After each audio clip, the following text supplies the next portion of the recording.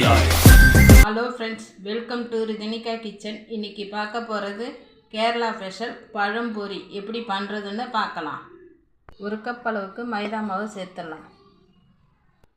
1 table spoon அரிசி மாவு சேர்த்துடலாம். ஒரு பிஞ்சு உப்பு சேர்த்துடலாம். மஞ்சத்தூள் கொஞ்சம் சேர்த்துடலாம். 2 டேபிள் ஸ்பூன் சர்க்கரை சேர்த்துடலாம். எல்லாத்தையும் சேர்த்து நல்லா கலந்துடலாம். 1/4 கப் தண்ணி சேர்த்து தோசை மாவு பதத்துக்கு கரைச்சிடலாம்.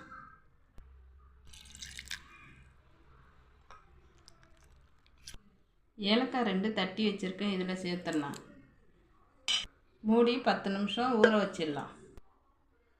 நேந்திரம்பழம் 1 எடுத்திருக்கேன், இதை தோலை எடுத்துட்டு கட் பண்ணிடலாம். கடாயில் கொஞ்சம் எண்ணெய் ஊற்றிருக்கேன். எண்ணெய் சூடானதும் நேந்திரம்பழத்தை 2 பக்கமும் நல்லா கலந்துட்டு போட்டுடலாம்.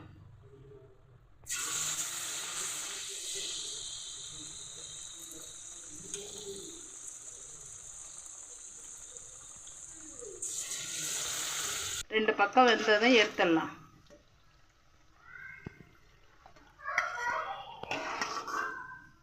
சின்ன பழமாக இருந்தால் 2 கட் பண்ணிக்கோங்க. பெரிய பழமாக இருக்கிறதால 1 கட் பண்ணிவிட்டேன். இதில் பாதி கட் பண்ணிக்கலாம்.